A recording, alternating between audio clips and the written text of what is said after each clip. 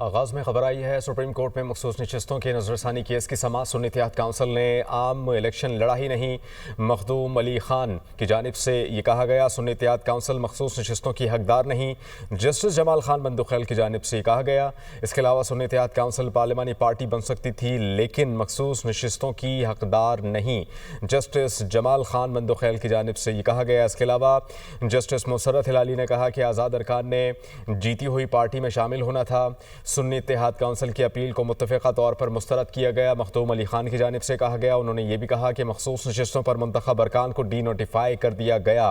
मखदूम अली खान ने यह भी कहा कि अरकान को डी नोटिफाई करने से कबल कोई नोटिस नहीं किया गया, जबकि जस्टिस मुसर्रत हिलाली ने यह कहा कि सुन्नी इत्तेहाद काउंसिल ने मखसूस नशिस्तों पर कैसे दावा किया, सुन्नी इत्तेहाद काउंसिल को मखसूस नशिस्तें कैसे मिल सकती हैं, ये सवाल भी उठाया जस्टिस मुसर्रत हिलाली ने। इसके अलावा जस्टिस मुसर्रत हिलाली ने यह भी कहा कि पार्लियामेंट में आने वाली जमात में आज़ाद उम्मीदवार शामिल हो सकते हैं। जस्टिस मुसर्रत हिलाली ये भी कहते हैं कि जो सियासी जमात पार्लियामेंट में ना हो इसमें कैसे आज़ाद लोग शामिल हो सकते हैं। जस्टिस मुसर्रत हिलाली ने बताया, सुन्नी इत्तेहाद काउंसिल के मुताबिक आज़ाद उम्मीदवार उनके साथ शामिल हो गए। मखदूम अली खान की जानिब से ये कहा गया। जस्टिस मुसर्रत हिलाली ने कहा कि क्या सुन्नी इत्तेहाद काउंसिल ने इंतखाबात में हिस्सा लिया था, और इसके अलावा वकील मखदूम अली खान ने कहा कि सुन्नी इत्तेहाद काउंसिल ने इंतखाबात में हिस्सा नहीं लिया। मखदूम अली खान ने यह भी कहा कि सुन्नी इत्तेहाद काउंसिल के चेयरमैन ने खुद आज़ाद हैसियत में इलेक्शन लड़ा। सुप्रीम कोर्ट में मखसूस नशिस्तों के केस की समाअत इस वक्त जारी है। जस्टिस अमीनुद्दीन खान की सरबराही में 11 रुकनी बेंच केस की समाअत कर रहा है। उधर सुप्रीम कोर्ट ऑफ पाकिस्तान में जजेस ट्रांसफर केस की समाअत कल तक मुलतवी। एडवोकेट फैसल सिद्दीकी ने दलाइल ख़त्म किए। वकील फैसल सिद्दीकी ने कहा कि जजेस की सीनियरिटी लिस्ट दहाइयों में बनती है, ट्रांसफ़र करके जजेस की सीनियरिटी लिस्ट रातों रात तब्दील नहीं की जा सकती। जस्टिस मोहम्मद अली मजहर ने कहा कि जजेस की ट्रांसफ़र के लिए 2 हाई कोर्ट्स के चीफ जस्टिस साहिबान और चीफ जस्टिस पाकिस्तान ने राय दी। एक जज के ट्रांसफ़र के अमल में 4 दर्जात पर अदलिया की शमूलियत होती है। अगर एक दर्जे पर भी इनकार हो तो जज ट्रांसफ़र नहीं हो सकता। अगर ट्रांसफ़र होने वाला जज इनकार कर दे तो अमल रुक जाएगा। जजेस ट्रांसफ़र के अमल में 4 जुडिशल फोरम से राय ली गई। अटॉर्नी जनरल ने दलाइल में कहा कि आर्टिकल 200 के तहत जजेस का ट्रांसफ़र मुस्तकिल भी होता है, आर्जी भी होता है। आर्जी ट्रांसफ़र का नोटिफिकेशन में जिक्र होता है। अगर जज का तबादला मुस्तकिल हो तो पहली वाली हाई कोर्ट से सीट खाली हो जाती है। जज को हलफ तकर्रुरी का उठाना पड़ता है। जजेस तबादला पर आए तो नई तकर्रुरी नहीं होती। जस्टिस मोहम्मद अली मजहर की सरबराही में 5 रुकनी आईनी बेंच ने समाअत की। अटॉर्नी जनरल मंसूर उस्मान अबान दलाइल जारी रखेंगे। दूसरी जानिब जिना हाउस हमला केस के मुलजिम रजा अली की जमानत मंजूर, रिहाई का हुक्म दिया गया। सुप्रीम कोर्ट ने मुलजिम रजा अली की जमानत 2 लाख रुपए के मुचलकों के एवज मंजूर की है। वकील समीर खोसा ने कहा कि 2 अफराद पर एक ही पुलिस वाले को जख्मी करने का इल्जाम है। शरीक मुलजिम जैनुल आबदीन की जमानत मंजूर हो चुकी है। जस्टिस हाशिम काकर ने कहा है कि 2 लोग एक ही पुलिस वाले को जख्मी कैसे कर सकते हैं। प्रोसिक्यूटर साहब, पुलिस वाले ने एक ही इल्जाम 2 लोगों पर कैसे लगा दिया। जख्मी अफराद की फहरिस्त में तो इस पुलिस एहलकार का नाम भी शामिल नहीं।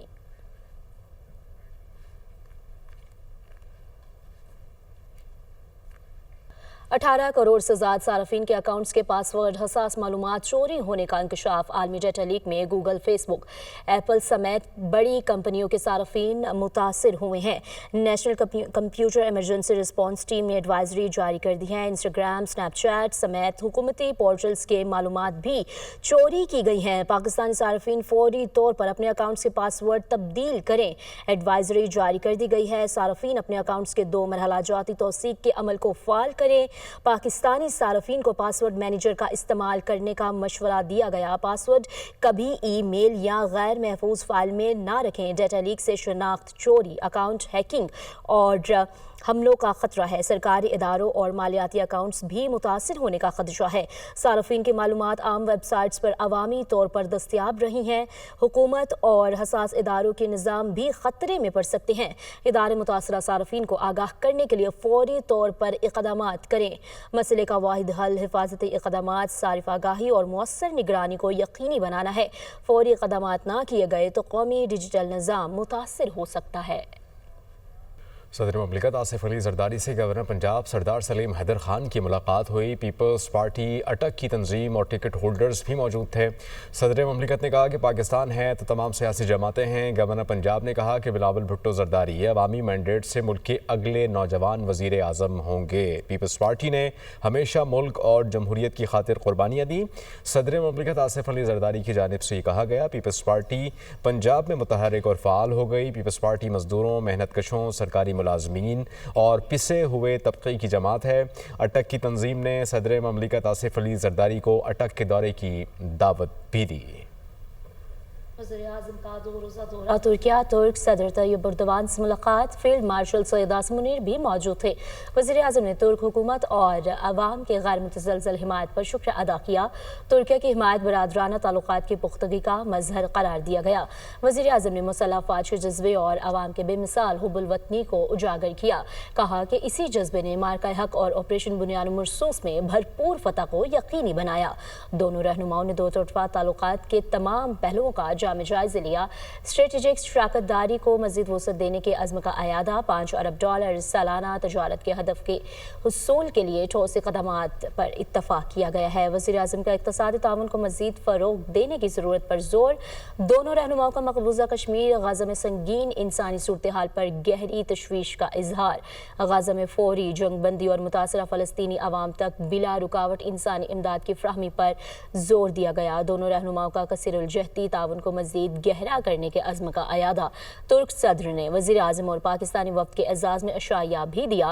मुलाकात का एलामिया भी जारी कर दिया गया। वज़ीर-ए-आज़म का 2 रोज़ा दौरा तुर्किया, तुर्क सदर से मुलाकात। फील्ड मार्शल सैयद आसिम मुनीर भी मौजूद थे। वज़ीर-ए-आज़म ने तुर्क हुकूमत और अवाम की गैर मुतज़लज़ल हिमायत पर शुक्र अदा किया। तुर्किया की हिमायत पर बरादराना ताल्लुकात की पुख्तगी का मजहर करार दिया। दोनों रहनुमाओं ने दो तरफ़ा ताल्लुकात के तमाम पहलुओं का जामे जायज़ा लिया।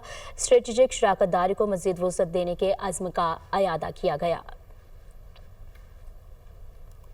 वज़ीर आज़म ने बिलाल बिन साकिब को अपना मावन खुसूसी मुकर्रर कर दिया। बिलाल बिन साकिब क्रिप्टो और ब्लॉक चेन से मुताल्लिक मावन खुसूसी होंगे। बिलाल बिन साकिब का ओहदा वज़ीर ममलिकत के मसावी होगा। वज़ीर आज़म ने बिलाल बिन साकिब को अपना मावन खुसूसी मुकर्रर कर दिया। बिलाल बिन साकिब क्रिप्टो और ब्लॉक चेन से मुताल्लिक मावन खुसूसी होंगे। बिलाल बिन साकिब का ओहदा वज़ीर ममलिकत के मसावी होगा। पाकिस्तान और IMF के दरमियान बजट मुशावरत के लिए वर्चुअल बातचीत। ज़रात के मुताबिक पाकिस्तान और IMF वफ़द के साथ वर्चुअल मुज़ाकरात आज से होंगे। गैस सेक्टर के गर्दिशी कर्जे पर बातचीत का इम्कान है। पेट्रोलियम डिवीज़न गैस का गर्दिशी कर्जा ख़त्म करने के लिए प्लान फ्राहम करेगी। मुदस्सिर अली राना हमारे साथ मौजूद है, बताइएगा इस पर क्या अपडेट्स हैं। जी, पाकिस्तान और IMF के दरमियान आइंदा माली साल 2025-26 का जो बजट है उससे मुतालिक जो गैस सेक्टर का गर्दिशी कर्जा है आइंदा माली साल के लिए, उस पर आज वर्चुअल मुज़ाकरात हो रहे हैं। जो ज़राए की जानिब से बताया गया है कि आइंदा माली साल के दौरान जो गैस सेक्टर का गर्दिशी कर्जा है उसको कंट्रोल करने और आइंदा 5 बरसों के दौरान गैस सेक्टर का गर्दिशी कर्जा ज़ीरो करने का जो प्लान है वो IMF के साथ शेयर किया जाएगा। मजमूई तौर पर 5 बड़ी कंपनियों के जो डिविडेंड्स हैं उनको गैस सेक्टर का गर्दिशी कर्जा सेटल करने के लिए इस्तेमाल किया जा सकता है और इसका बाकायदा जो प्लान है वो IMF के साथ आज शेयर किया जाएगा। ज़राए की जानिब से ये बताया गया है कि आइंदा माली साल 2024-25 के लिए जो बजट मुज़ाकरात हो रहे हैं वो आज से वर्चुअली शुरू हो जाएंगे और साथ में जो मुआशी टीम है वो IMF को मुख्तलिफ तजावीज़ फराहम करेगी। इसके साथ साथ जो नया प्लान IMF के साथ शेयर किया गया है उसमें आमदन और अखराजात की तमाम तर तफसीलात दोबारा से IMF के साथ शेयर की जाएंगी और उसका फाइनल जो तजावीज़ हैं वो तैयार की जाएंगी। गैस सेक्टर का जो गर्दिशी कर्जा है, वैसे IMF की जानिब से ये मुतालबा किया गया था कि नो सेटलमेंट होगी, लेकिन अब IMF की जानिब से ये भी कहा गया है कि जो आइंदा माली साल के दौरान में इनफ्लो होगा और आइंदा 5 बरसों के दौरान इस गर्दिशी कर्जा को ख़त्म किया जाएगा, इसका प्लान फ्राहम किया जाए। जो 5 बड़ी कंपनियां हैं जिसमें OGDCL है, पाकिस्तान पेट्रोलियम लिमिटेड है और जो दीगर कंपनियां हैं, उन तमाम का जो प्लान है ये IMF के साथ वर्चुअली मुज़ाकरात में शेयर किया जाएगा और ये बताया जाएगा कि 5 बरसों के दौरान जो पावर सेक्टर का गर्दिशी कर्जा जो इस वक्त 2840 अरब रुपए तक पहुंच चुका है मजमूई तौर पर, तो ये पावर सेक्टर के गर्दिशी कर्जा से भी बढ़ चुका है। तो इसको 5 बरसों के दौरान कैसे सेटलमेंट इसकी की जाएगी और इस गर्दिशी कर्जा को मुदस्सिर अली राना हमें अपडेट करे थे, बहुत शुक्रिया आपका। लाहौर में सूरज की तपिश बरकरार। डायरेक्टर महकमा मौसमियात अब्दुल अजीज का कहना है कि मगरबी हवाओं का एक सिलसिला मुल्क में दाखिल होगा, जिसके पेश नज़र 28, 29 और 30 मई को पंजाब में बादल बरसने के इम्कानात है। मज़ीद जानते हैं हमारी नुमाइंदा सामिया सईद से। सामिया, बताइएगा। बिल्कुल, अगर बात की जाए सूबाई दारुल हुकूमत लाहौर के मौसम की तो सुबह सवेरे से ही सूरज की तपिश जो है वो बाहर महसूस की जा रही है। अलबत्ता आज दिन पर शहर का मौसम गर्म और खुश्क रिकॉर्ड किया जाएगा। मेरे साथ इस वक्त डायरेक्टर महकमा मौसमियात अब्दुल अजीज मौजूद हैं, उनसे बात करते हैं। जी, गुज़श्ता 2 दिन से शहर लाहौर का जो मौसम है वो इंतहाई खुशगवार है। उसकी वजह यह है कि एक वीक वेस्टर्ली वेदर सिस्टम ने लाहौर को अपनी गिरफ्त में लिया था, बल्कि लाहौर और जो गिरद नवाह के इलाके हैं इनमें आंधी, झक्कड़ और हल्की फुल्की बारिश भी हुई थी।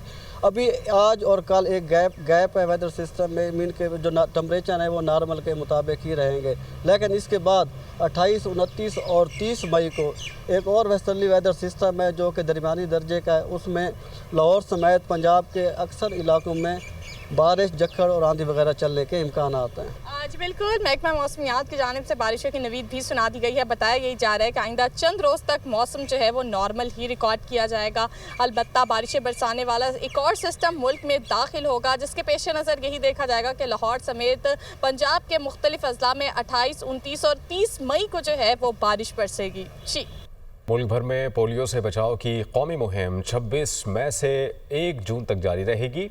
खातून अव्वल और रुकन कौमी असम्बली बीबी आसिफा भुट्टो जरदारी का एक्स पर पैगाम। उन्होंने कहा कि इंसदाद पोलियो मुहिम का मकसद 5 साल से कम उम्र के 4 करोड़ 54 लाख बच्चों को एक मूजी मरज से महफूज बनाना है। 4 लाख से ज़ायद फ्रंट लाइन वर्कर्स घर घर जाकर बच्चों को पोलियो के कतरे पिलाएंगे ताकि कोई बच्चा इस हिफाजती अमल से महरूम ना रह सके। इसके अलावा सब इस कौमी मुहिम का हिस्सा बने और पोलियो से पाक मुस्तकबिल के लिए अपना किरदार अदा करें।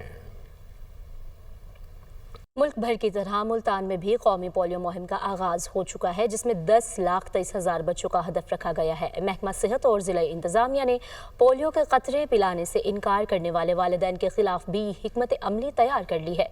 मज़ीद तफसीलात जानते हैं नुमाइंदा दुनिया न्यूज़ ज़ैनब गर्देजी से। अपडेट कीजिएगा। जी बिल्कुल, पंजाब के दीगर अजला की तरह मुल्तान में भी कौमी 3 रोज़ा पोलियो मुहिम का बाकायदा आगाज़ जो है वो कर दिया गया है। 10,23,000 बच्चों का हदफ मुकर्रर किया गया है, जिनको उम्र भर की माजूरी से बचाने के लिए पोलियो के कतरे पिलाए जाएंगे। इस सिलसिले में 4,300 से ज़ायद जो टीमें हैं वो भी तश्कील दी गई हैं। इस हवाले से बात करने के लिए मेरे साथ CO health Multan doctor Jibran मौजूद हैं, उनसे जानते हैं। वैसे तो मुल्तान में कोई भी रिफ्यूज़ल नहीं होता, जहाँ आता है तो जहाँ हम कोशिश करते हैं कि मैं और मेरे अफसर जो हैं जाके कन्वेंस करते हैं, उनको बताते हैं कि ये कितना ज़रूरी है। अगर वो फिर भी हमारे लिए स्ट्रॉन्ग रिफ्यूज़ल बन जाते हैं तो हम डिस्ट्रिक्ट एडमिनिस्ट्रेशन को इन्वॉल्व करके उनके बच्चों को ड्रॉप्स पिला देते हैं। ये कहना है कि कोशिश यही है कि इस पोलियो मुहिम में कोई भी बच्चा माजूरी की तरफ ना जाए। उम्र भर की माजूरी से हर बच्चे को बचाना है और पोलियो के कतरे लाजमी फैलाने हैं।